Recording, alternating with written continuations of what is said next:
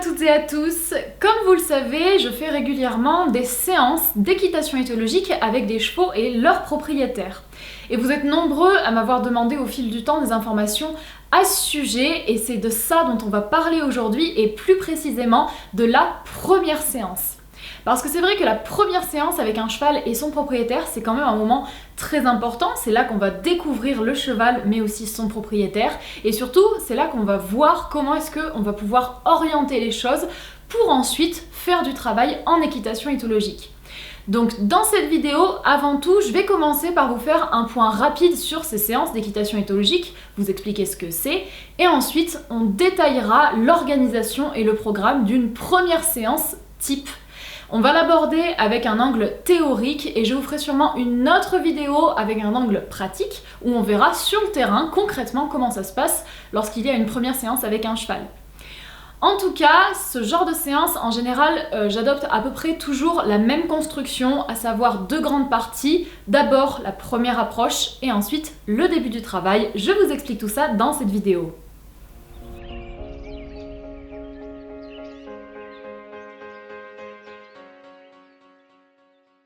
Ce que je fais et que j'appelle séance d'équitation éthologique, c'est tout simplement le fait pour moi d'aller travailler avec un cheval et avec son propriétaire. Et le but, c'est tout simplement de leur faire découvrir l'équitation éthologique, si jamais ils ne connaissent pas, ou alors de les aider à progresser s'ils ont déjà des notions en place à ma petite échelle et avec les connaissances que j'ai pu acquérir. J'ai décidé de mettre ça en place tout simplement parce que j'avais envie d'aider les couples de chevaux et de cavaliers qui étaient autour de moi et j'ai commencé en 2016. Alors en général, c'est quand même les bases qui sont à l'honneur dans ce genre de séance.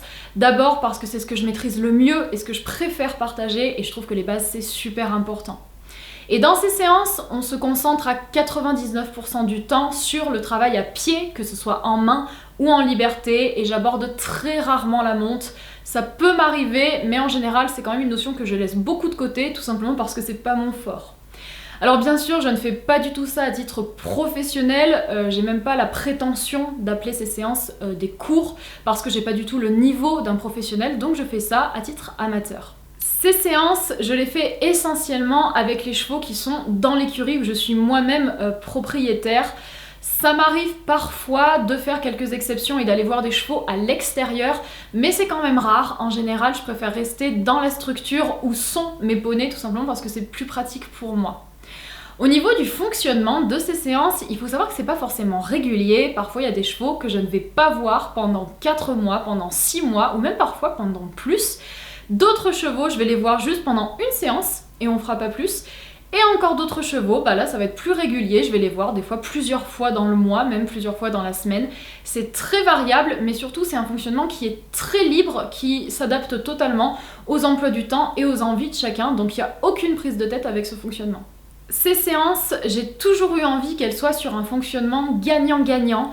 D'abord pour le cheval et le propriétaire, puisque eux, ça leur permet de découvrir l'éthologie, d'apprendre des choses, de progresser aussi, j'espère. Mais c'est aussi un super moyen pour moi, puisque moi aussi, j'apprends des choses, je prends de l'expérience et ça me permet d'apporter du contenu à Animaeki. Donc c'est quelque chose de très important à mes yeux et je tiens beaucoup à ces séances. J'ai pas envie de rester sclérosée sur la Dake Channel, j'ai envie de continuer à voir d'autres choses sur d'autres chevaux pour continuer à me perfectionner. Et mine de rien, ça me permet de continuer à développer ma pédagogie que je peux ensuite mettre en pratique dans les vidéos pour Animaeki. Donc ça m'ouvre à plein de choses et ces séances, c'est toujours des super moments. Donc vous vouliez des infos, vous en avez maintenant, vous savez tout de ce que je fais avec les chevaux propriétaires. Donc on va maintenant passer au cœur de la vidéo puisque je vais vous expliquer comment se passe une première séance type.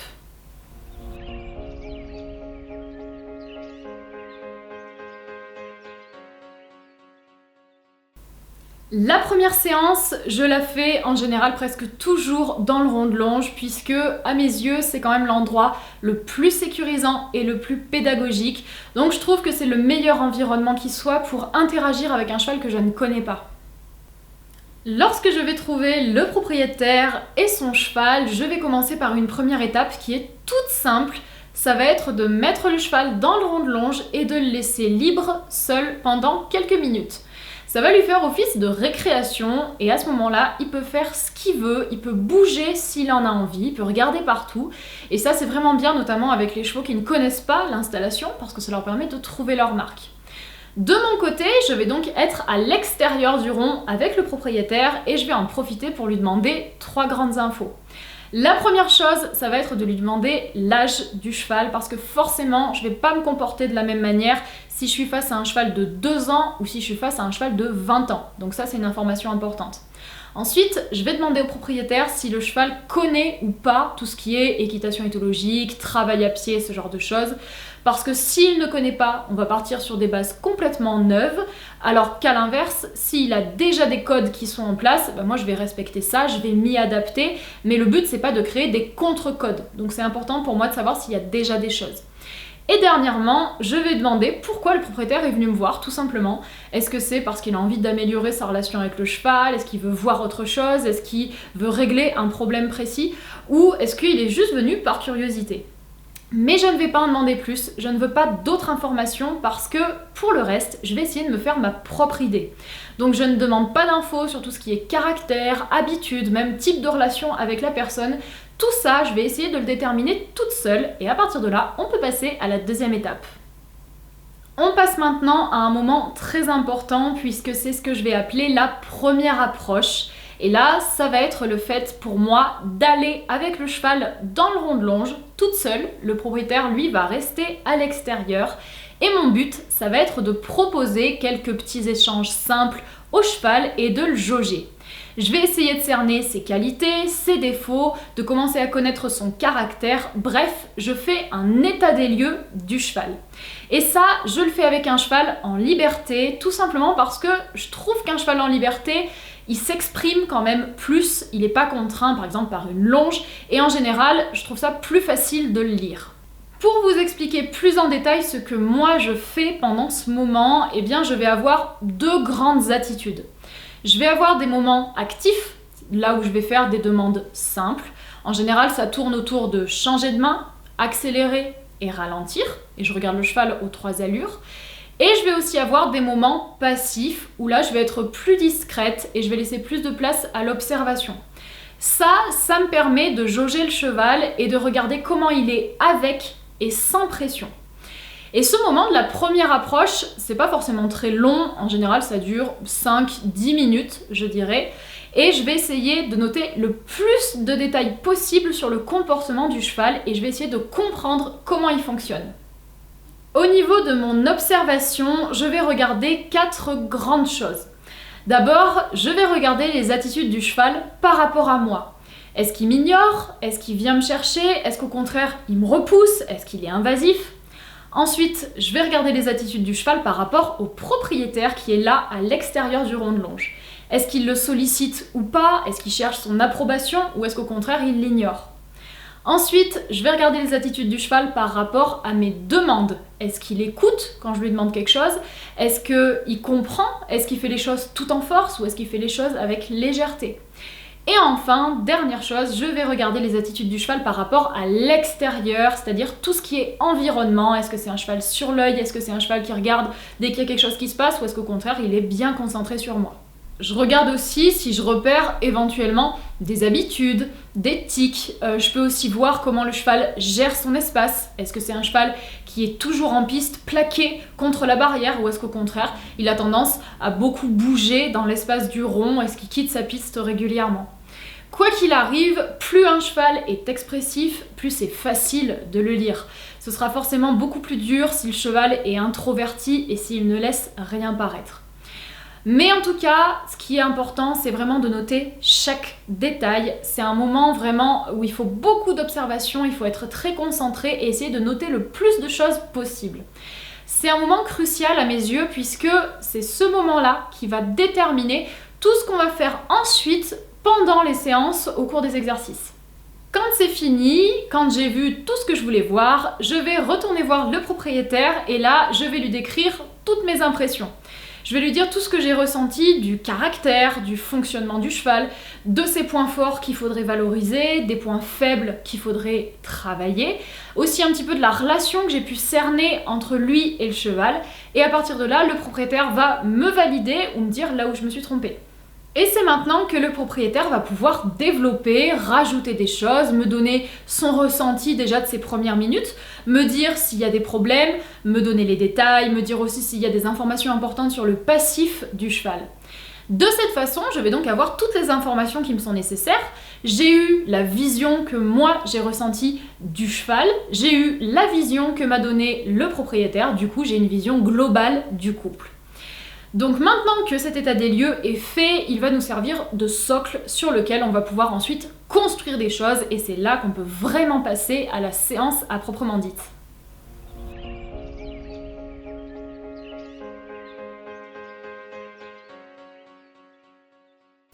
Maintenant qu'on sait qui est le cheval, qui est le propriétaire et quelle direction ils ont envie de prendre, on va pouvoir passer à la deuxième partie de la séance, c'est-à-dire la mise en place des premières notions, le début du travail. Alors en général, concrètement, la première séance, on ne fait pas grand-chose en pratique parce que c'est surtout des explications. C'est vrai que l'éthologie, ça nécessite beaucoup de théorie, donc je vais commencer par expliquer quelques principes essentiels aux propriétaires. Je vais lui parler de tout ce qui est hiérarchie et contrôle des pieds, parce que ça, c'est le respect, c'est une notion indispensable. Je vais aussi lui parler de tout ce qui est décomposition des difficultés, comment faire comprendre les choses au cheval et comment le rendre léger plus tard. Et je vais aussi aborder par exemple des points comme le matériel, pourquoi est-ce qu'on prend ce licol, cette longe, ce stick. Je peux aussi parler des notions de sécurité, tout ce qui touche aux distances ou au positionnement. Et je vais aussi parler en général de tout ce qui est les parties du corps du cheval et à quoi elles servent. Tout simplement, où est l'accélérateur, où est le frein. Les explications, ça occupe une grande importance pour moi, tout simplement parce que je pense qu'on ne peut faire les choses bien que si on les comprend. Lorsque côté théorie, tout est ok, tout est compris, on va pouvoir passer aux exercices. Et en général, sur cette première séance, j'en aborde entre 2 et 5. Le premier que je vais mettre en place tout de suite, ça va être le désengagement parce que pour moi il est indispensable à la sécurité, c'est un exercice majeur à mes yeux et c'est vrai qu'on va s'en servir dans plein de contextes différents, on va même s'en servir pour construire d'autres exercices, donc c'est le premier que j'aborde. Ensuite, je vais aborder tout simplement le reculé parce que lui, il est très important pour tout ce qui est respect de l'espace personnel. Là encore, c'est de la sécurité aussi. Donc, je mets ces 2 exercices obligatoirement. À ça, suivant le cheval, je peux ajouter de la désensibilisation. Par exemple, si j'ai un cheval qui a peur du stick, je vais aborder la désensibilisation au stick très rapidement parce qu'il ne faut pas que le stick soit un problème pour lui. Je peux aussi aborder le déplacement des épaules ou encore l'envoyer sur le cercle. Quoi qu'il en soit, je m'adapte et c'est ça le plus important. Je vais au rythme du cheval et du propriétaire. Pour aborder le travail concrètement, ce que je vais faire, c'est que je vais prendre le cheval en premier pour installer l'exercice pour qu'il comprenne ce qu'on lui demande. Lorsque c'est ok pour le cheval, lorsqu'il maîtrise, là je vais pouvoir le donner au propriétaire pour que ce soit lui qui essaie et qui fasse les choses. Si jamais je vois que sur le cheval c'est compliqué, je vais le garder, je vais pas le donner tout de suite au propriétaire parce que bien entendu le but c'est pas de mettre en difficulté le couple. La présence et la participation du propriétaire, je trouve que c'est très important. Alors ça nécessite un petit peu d'investissement, mais en général les propriétaires ils sont toujours super partants.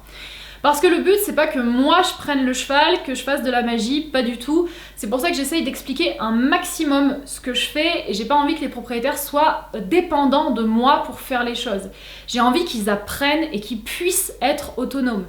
Donc ce que je fais, c'est que je forme, entre guillemets, le cheval en premier, je forme le propriétaire en deuxième, donc autrement dit, je leur donne des clés, je leur donne des outils pour progresser, je leur apporte un petit plus, mais l'objectif, c'est quand même que ce soit le propriétaire lui-même qui fasse les choses et puis que plus tard, il puisse progresser tout seul en autonomie. Donc c'est le couple cheval-propriétaire qui passe en premier, moi je ne suis là qu'à titre d'aide.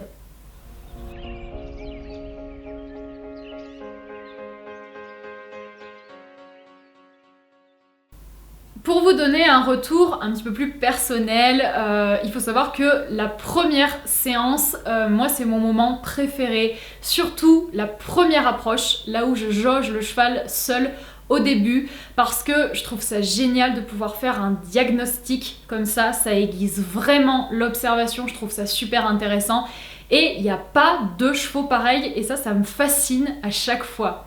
Et ce qui est vraiment génial, c'est de voir que mes premières séances, donc il y a 2 ans, lorsque je faisais ma première approche, je notais quelques petites choses, mais j'avais que quelques grands éléments. Alors que maintenant que je l'ai fait de plus en plus, je note de plus en plus d'informations et aujourd'hui, mes diagnostics sont de plus en plus précis, de plus en plus complets et c'est vraiment génial de voir ça et ça me permet de découvrir plein de caractères différents. Donc la première séance, c'est vraiment un moment privilégié, je trouve.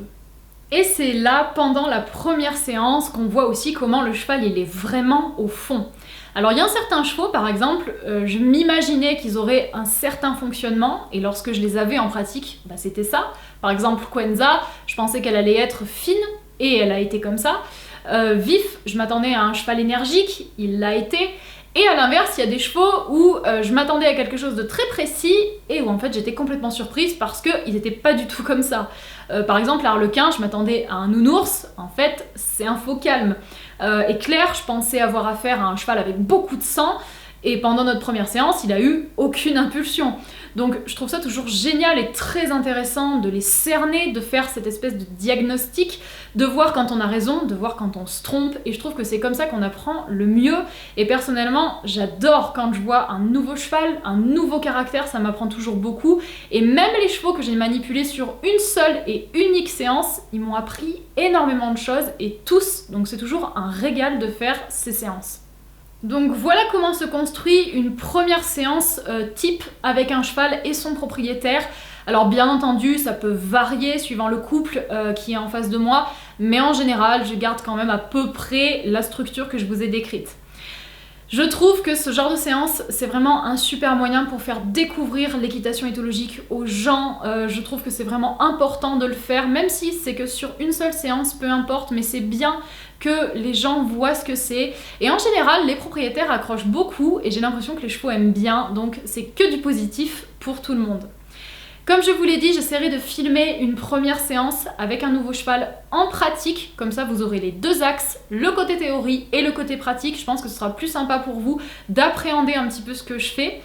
Et avant de vous quitter, je tiens évidemment à remercier tous les propriétaires qui m'ont fait confiance et qui m'accompagnent avec leurs chevaux. C'est toujours un plaisir d'évoluer avec eux et je pense qu'ils n'ont pas idée à quel point ils me font progresser et à quel point c'est important pour moi. Alors merci du fond du cœur et je vais vous laisser pour aujourd'hui.